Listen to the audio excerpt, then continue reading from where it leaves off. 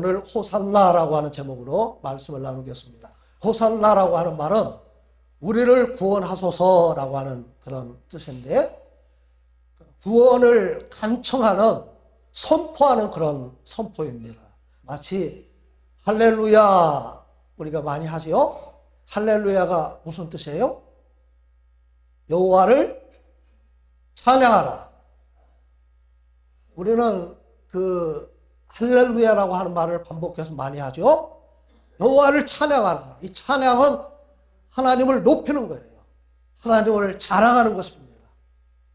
하나님을 경배하는 것입니다. 그래서 우리는 할렐루야라고 하는 말을 반복하는데, 그것처럼 우리를 구원해 주시옵소서라고 하는 간절한 외침이 바로 호산나라고 할 수가 있습니다. 호산나라고 하는 말은 야사, 안나, 야사라고 하는 말과 안나라고 하는 말이 합쳐진 말인데, 야사라고 하는 말은 구원이라고 하는 뜻이고, 그 다음에 안나라고 하는 말은 간청한다고 하는 그런 뜻이 있어요. 우리를 구원해 주시옵소서라고 하는 간절한 외침이 호산나입니다. 예수님은 우리와 똑같은 사람이시면서 하나님이십니다. 사람으로 이 땅에 오셔서 33년의 삶을 사셨는데 30년 동안은 사적인 생활을 사시면서 요셉의 아들로 목수의 일을 하시면서 30년 동안 사셨습니다. 여러 가지 정황으로 볼 때 요셉은 일찍 세상을 떠난 것 같습니다. 왜냐하면 마태복음 13장 55절을 보면 사람들이 예수님의 가르침을 듣고 깜짝 놀라면서 이는 그 목수의 아들이 아니냐, 그 요셉의 아들이 아니냐 그 말이죠. 그런데 마가복음 6장 3절에는 이렇게 되어 있어요. 마리아의 아들 목수가 아니냐. 요셉은 일찍 세상을 떠나서 마리아의 아들 목수로 그렇게 불린 것 같습니다. 그리고 예수님은 3년 동안 공적인 삶을 살아가셨는데 3가지 중요한 사역을 하셨습니다. 예수께서 모든 도시와 마을에 두루 다니사 그들의 회당에서 가르치시며 천국 복음을 전파하시며 모든 병과 모든 약한 것을 고치시니라 가르치시고 교육하신 거예요. 그 다음에 전파하시고 전도하셨어요.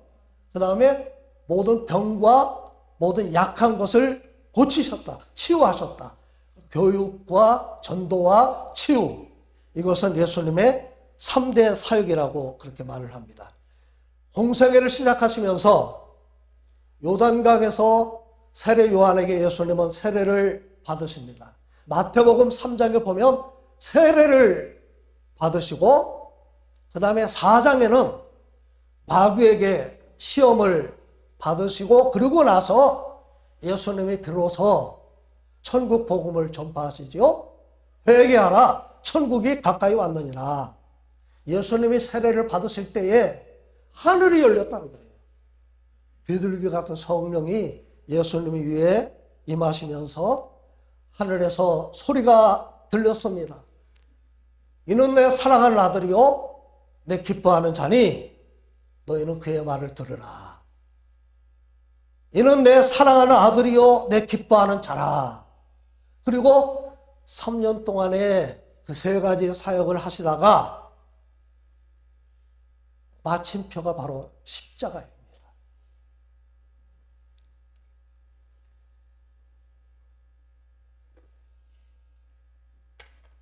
예수님의 삶은 십자가에 다 집중이 되어 있었어요.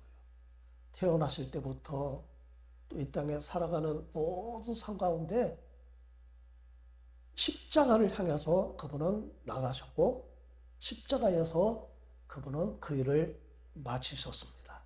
예수님의 그 삶의 행적을 기록한 마태복음, 마가복음, 누가복음, 요한복음, 그 복음서라고 하죠. 거기 보면 30%에서 40%가 마지막 한 주간에 집중이 되어 있어요. 그게 무슨 말이냐? 그만큼 십자가가 예수님 삶에서 중요하다는 거예요. 복음은 십자가와 부활입니다. 다른 거 없어요. 그것은 기독교의 모든 것입니다. 십자가가 없는 부활이 없어요. 1절 말씀을 함께 보겠습니다. 시작. 그들이 예루살렘에 가까이 가서 감람산 벳박에 이르렀을 때에 예수께서 두 제자를 보내시며, 오늘 사건이 일어난 장소가 어디라고 나와 있어요? 벳박에, 그러니까 감람산 기슭에 있는 벳박에라고 하는 그런 마을에 이르렀다. 그러니까 예수님은 틀림없이 예루살렘에 올라가시면서 여리고를 거쳐서 감람산 쪽으로 이렇게 예루살렘으로 올라가시면서 벳박에와 베다니를 거쳐서 그곳으로 올라가셨다는 거예요. 벳박에, 베다니라고 하는 말은 무화과 동네, 무화과 마을이라고 하는 그런 뜻입니다. 그러니까 베다니 하면 벳, 다니, 테나라고 하는 말인데 그건 무화과 열매를 말하는 거예요. 테나, 여러분 잘 들어보세요. 그 다음에 벳박에, 벳이라고 하는 말은 집이라고 하는 뜻이고, 박에, 파게, 이것도 무화과 열매예요. 파게나 테나는 똑같은 무화과 열매인데 어떤 차이가 있느냐? 이스라엘에는 4월부터 10월 달까지 무화과 나무에서 열매가 5번 열린대요. 근데 처음 맺는 열매를 파게라고 말을 합니다. 근데 그 열매는 처음에 맺을 때 그 열매를 따주지 않으면 그 다음에 맺는 테나가 제대로 열리지 않는 거예요. 그래서 이스라엘은 공통적으로 처음 열매 맺는 파게를 누구나 따먹을 수 있도록 개방을 한다고 합니다. 우리가 잘 알고 있는 예수님이 무화과 나무를 저주하시잖아요. 근데 그게 뭐냐? 처음 맺는 열매, 이 파게가 없는 것을 보고 예수님이, 왜냐하면 이제 파게가 없으면 테나도 없어요. 그래서 예수님이 무화과 나무를 저주하셨다고 그렇게 보면 되겠습니다. 자, 우리 2절 말씀 보겠습니다. 시작. 이르시되 너희는 맞은편 마을로 가라. 그리하면 곧 매인 나귀와 나귀 새끼가 함께 있는 것을 보리니 풀어. 예수님이 두 제자에게 말씀하셨지요. 가서 나귀와 나귀 새끼를 끌고 와라. 예수님이 예루살렘에 입성하신 그 사건은 마태복음, 마가복음, 누가복음, 요한복음에 다 기록이 되어 있는데, 마태복음, 오늘 우리가 보고 있죠. 마태복음에는 나귀에 아주 초점이 맞춰져 있어요. 자, 왕이 어느 곳에 방문을 해서 입성을 할 때 보통 환영 행사를 하는데 아주 백마를 타고 길에는 카펫을 깔고 그 다음에 화려한 장식을 하고 그리고 입성을 하는데, 예수님은 나귀 새끼를 타고 입성을 하셨다는 거예요. 그것은 우연히 된 일이 아니고 스가랴에 예언되어 있는 말씀을 성취하신 것이라고 오늘 마태복음 우리에게 말씀을 하고 있습니다. 5절 말씀을 우리 한번 볼까요? 시작. 시온 딸에게 이르기를 네 왕이 내게 임하나니 그는 겸손하여 나귀 곧 멍에매는 짐승의 새끼를 탔도다 하라 하였느니라. 이 말씀이 스가랴 9장 9절에 있는 말씀을 인용한 그런 말씀입니다. 그는 왕이 그곳에 오시는데 겸손하여 나귀를 타시고 그곳에 임하셨다. 여기 이제 그 스가랴 9장 9절에는 그는 공의로우며 구원을 베풀며 겸손하여 나귀 새끼를 탔다. 그렇게 되어 있는데, 우리 그 인용을 할 때 마태는 그 말씀을 요약을 해서 그는 겸손해서 나귀를 타고 예루살렘에 입성을 하셨다. 그렇게 말씀을 하고 있습니다. 그리고는 3절 말씀 보여주세요. 시작. 만일 누가 무슨 말을 하든지 주가 쓰시겠다 하라. 그래야면 즉시 보내리라 하시니, 여러분 이 단어를 잘 보세요. 누가 쓰시겠다고요? 예, 주가 쓰시겠다. 주는 주인이라고 하는 그런 뜻도 됩니다. 근데 그 말씀을 듣고 나귀 주인이 말꼬리를 붙들고 늘어지지 않았다는 거예요. 나귀를 왜 끌고 가는지, 어디에 쓰는지, 언제 쓰는지, 돈을 주고 사겠다는 건지, 그냥 가져가겠다는 건지, 그는 전혀 이유를 묻지 않고 주가 쓰시겠다. 그 말을 듣고는 기꺼이 자기의 소유를 내어놓습니다. 우리가 이유를 대고 또 변명을 하면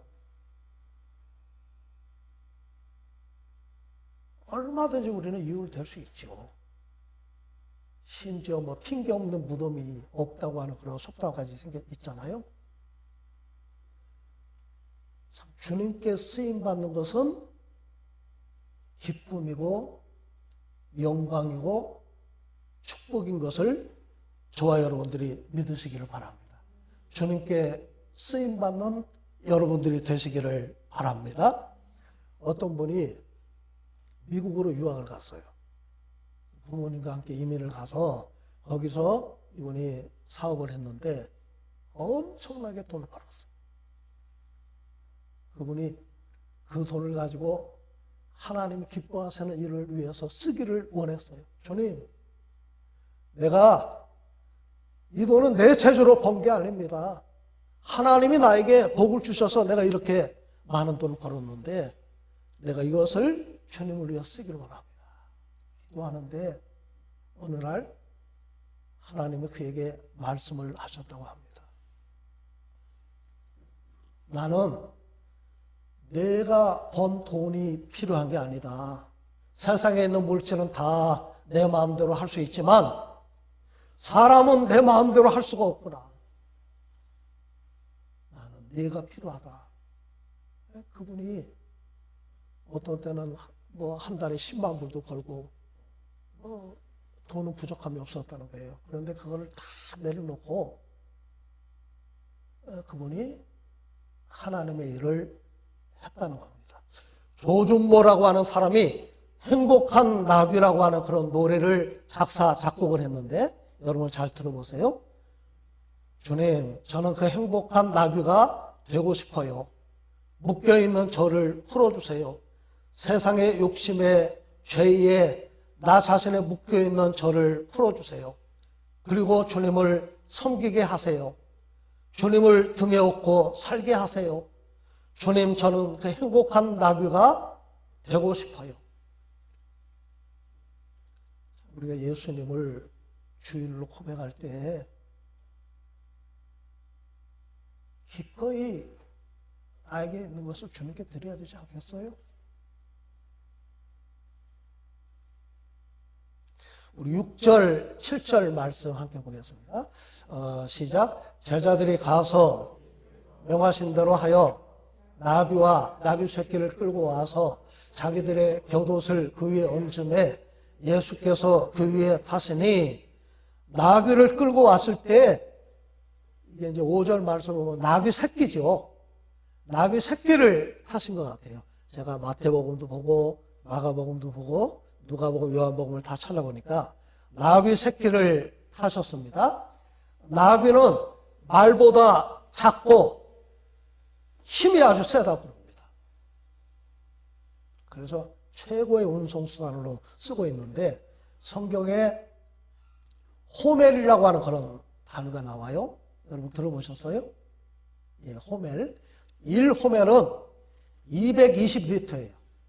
한 가마가 넘죠. 근데 그 1호멜의 기준이 뭐냐? 나귀 한 마리에 실을 수 있는 짐의 양을 한 호멜이라고 그렇게 말을 합니다. 말은 전쟁과 교만을 상징을 하고 나귀는 평화와 겸손을 상징을 하는데 인자가 온 것은 섬김을 받으려 함이 아니라 도리어 섬기려 하고 자기 목숨을 많은 사람의 대성물로 주려 함이니라. 겸손한 모습으로 주님이 나귀를 타고 예루살렘에 올라가셨다는 겁니다. 그때 우리 제자들의 모습이 나와 있죠. 자, 2명의 제자가 나귀를 끌고 왔고 그 다음에 제자들이 무엇을 했어요? 자기들의 겉옷을 벗어서 안장을 만들어 드렸어요. 예수님이 조금이라도 편하게 나귀를 타실 수 있도록 저는 이 말씀을 그렇게 봅니다. 내가 할 수 있는 최선의 경배를 하나님께 드린 것이다. 저는 그렇게 봅니다. 자, 8절 9절에도 비슷한 말씀이 나와 있어요. 자, 시작. 무리의 대다수는 그들의 겉옷을 길에 펴고 다른 이들은 나뭇가지를 베어 길에 펴고 앞에서 가고 뒤에서 따르는 무리가 손을 높여 이르되 호산나 다윗의 자손이여 찬송하리로다. 주의 이름으로 오시는 이여 가장 높은 곳에서 호산나 하더라. 겉옷을 벗어서 길에다가 폈어요. 예수님이 말을 타고 가시는 그 길에 카펫을 만들어 드린 거예요. 영어 표현에 레드 카펫을 깔다라고 하는 그 관용 어구가 있습니다. 근데 그것은 융숭이 환대한다. 최고의 환대를 표현을 합니다. 그래서 대통령이 국빈으로 어느 나라를 방문을 하면 반드시 레드 카펫을 깔아줍니다. 자, 내가 입고 있는 겉옷을 벗어서 카펫을 만들어 드리고 그 다음에 나뭇가지를 베어다가 길에다가 펴고 그 다음에 소리를 높여서 찬송을 했습니다. 내 옷을 벗어서 주님께 드린 거예요. 저는 그 나뭇가지가 이스라엘에 많지 않다고 생각합니다. 함람나무, 그 종려나무 그 가지 한쪽에 있는 그 가지를 잘라다가 그것을 가지고 예수님이 가시는 길에 이렇게 깔아드렸다. 이것은 대단히 수고가 필요한 일이라고 생각을 합니다. 그 다음에 목소리를 높여서 찬송을 했습니다. 이 세 가지 일은 하려고 하면 누구나 할 수 있는 그런 일들입니다.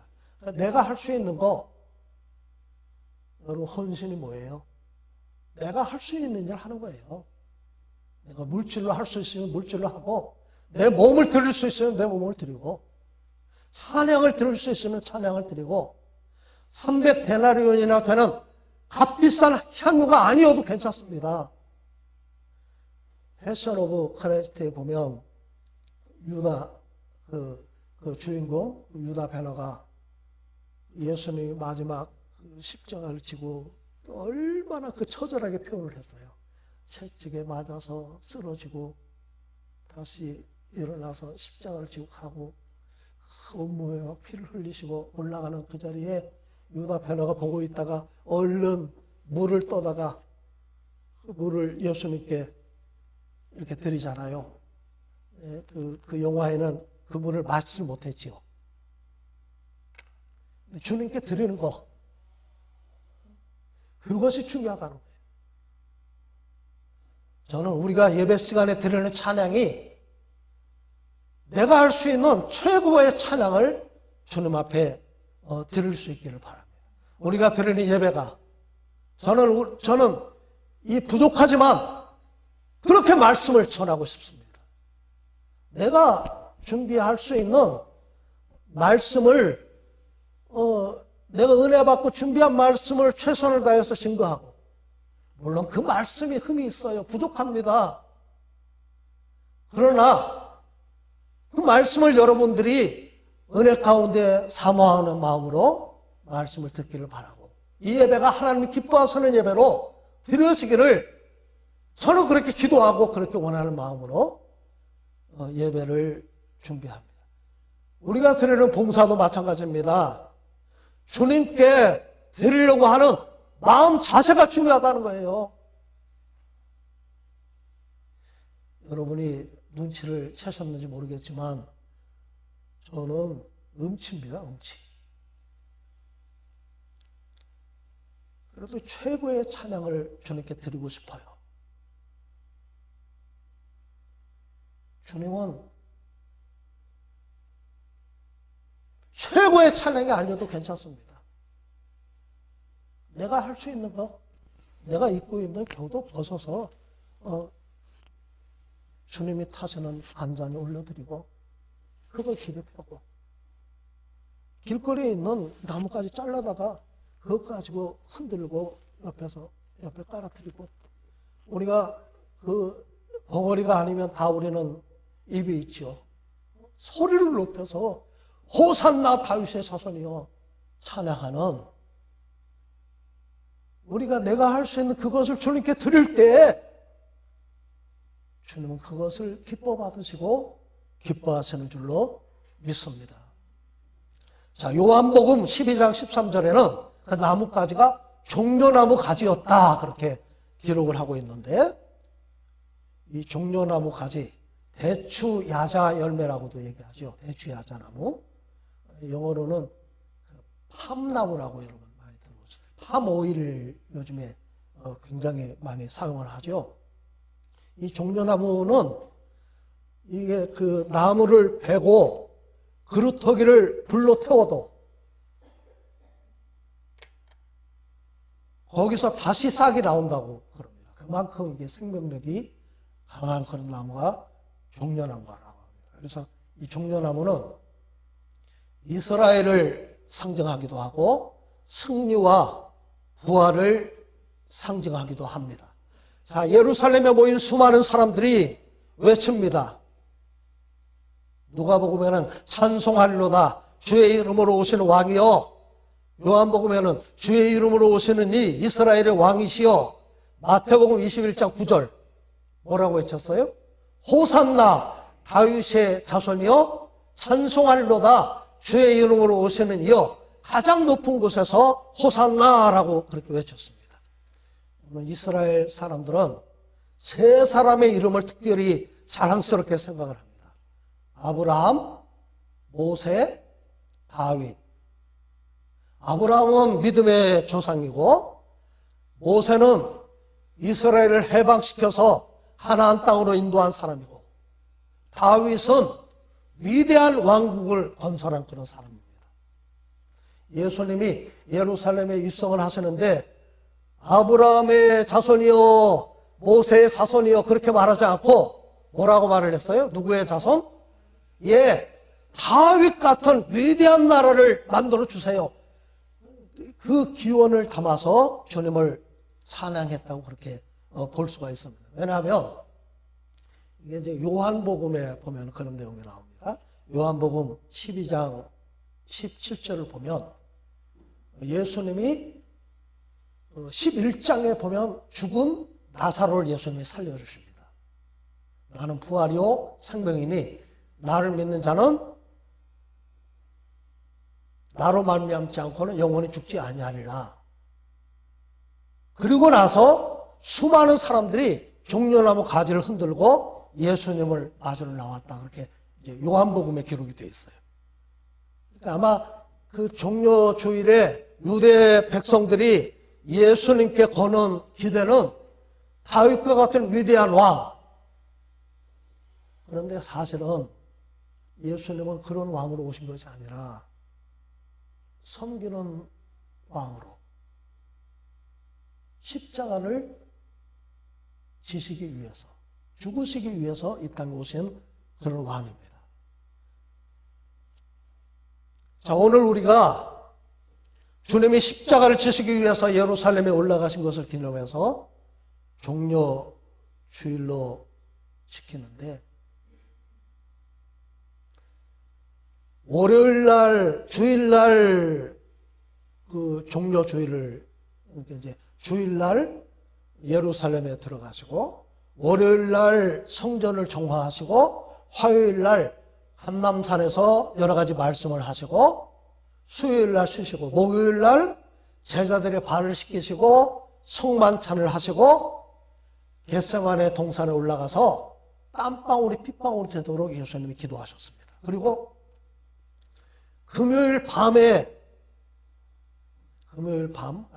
목요일 밤부터 금요일 새벽에 예수님이 체포되시고 가야바 법정을 거쳐서 빌라도에게 가서 예수님이 신문을 받고 결국 십자가를 지시는데, 그러니까 금요일 오전에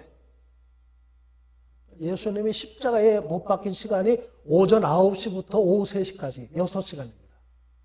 그러니까 오전 9시 이전에 빌라도에게 재판을 받으시면서 모함을 당하시고 얼굴에 침뱉음을 당하시고 주먹으로 손바닥으로 예수님을 때렸다고 하는 그런 기사가 나와 있고, 선지자 노릇하라고 조롱을 당하시면서 채찍에 맞으셨는데, 그 채찍은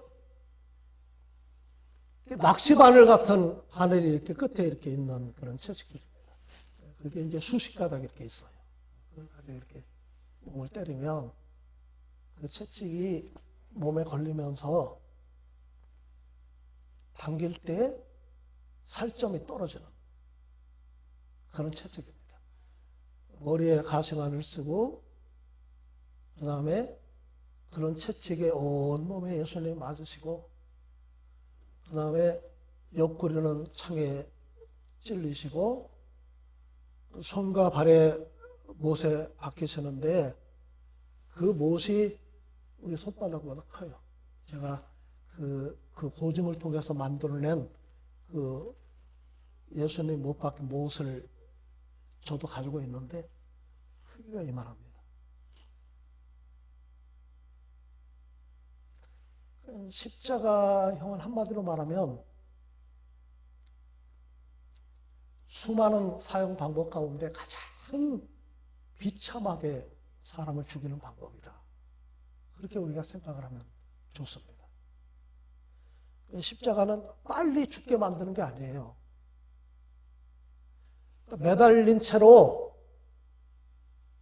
될 수 있으면 빨리 죽지 못하게 만드는 거예요.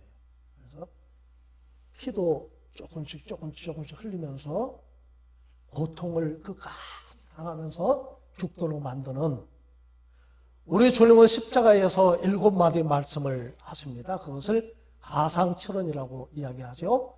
우리 같이 한번 볼까요? 시작. 아버지, 저들을 사하여 주옵소서. 자기들이 하는 것을 알지 못함이니이다. 용서의 말씀을 선포하시고, 두 번째, 내가 진실로 내게 이르노니 내가 오늘 나와 함께 낙원에 있으리라. 구원의 십자가를 선포하시고, 세 번째, 여자여 보소서 아들이니이다. 보라 내 어머니라. 이게 이제 사랑의 십자가죠. 효도, 사랑에 대한 말씀이고, 자, 네 번째, 엘리 엘리 라바 사박다니. 이제 나의 하나님 어찌하여 나를 버리셨나이까. 고통의 십자가. 그 다음에 내가 목마르다. 목마름의 고통을 주님이 당하셨고, 그 다음에 여섯 번째, 다 이루었다. 일곱 번째, 아버지 내 영혼을 아버지 손에 부탁하나이다. 십자가는 용서의 십자가, 구원의 십자가, 사랑의 십자가, 고통의 십자가, 목마름의 십자가, 승리의 십자가, 천국의 십자가. 십자가는 하나님의 사랑이고 구원의 완성입니다. 이제 고 이준표 목사님은 별세 신학이라고 하는 것을 그분이 말씀을 하셨는데, 그분이 이제 큰 수술을 받기 위해서 전신 마취를 하고 수술실에 이렇게 들어갔었다는 거예요. 그런데 마취가 안 되는 거예요. 의사들이 안 죽었네? 그러고는 수술을 안 하더래요.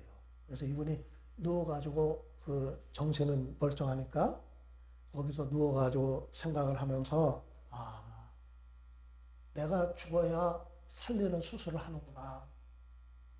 그래서 이분이 별세 신학이라고 하는 것을 만들었는데 갈라디아서 2장 20절을 가지고 이분이 그 말씀을 붙들고 내가 죽어야 되는구나. 내가 그리스도와 함께 십자가에 못 박혔나니 예, 이게 이제 그 현재 완료 수동태로 돼 있어요. 이제 현재 완료 수동태는 뭐예요? 과거의 어느 시점에 그 사건이 일어난 거예요. 내가 죽었어요. 근데 그거는 일회적인 사건이 아닙니다. 과거에 10년 전에 내가 처음 구원받을 때 내가 십자가에 못 박혔다는 거예요. 5년 전에 또 내가 십자가에 못 박혔어요. 1년 전에 또 내가 십자가에 못 박혔어요. 지금 내가 또 십자가에 못 박혔어요. 누구와 함께? 그리스도와 함께. 내가 죽는 십자가 사건이 2000년 전의 사건이 아니라 지금 나에게 계속해서 일어나는 그런 사건이 돼야 되고, 오늘 우리가 우리의 겉옷을 벗어서 주님께 드리고 나뭇가지를 베는 수고를 통해서 주님께 나가고 소리를 높여서 주님을 찬양하는 그런 저와 여러분들이 되시기를 주님의 이름으로 축복합니다. 우리 기도하겠습니다.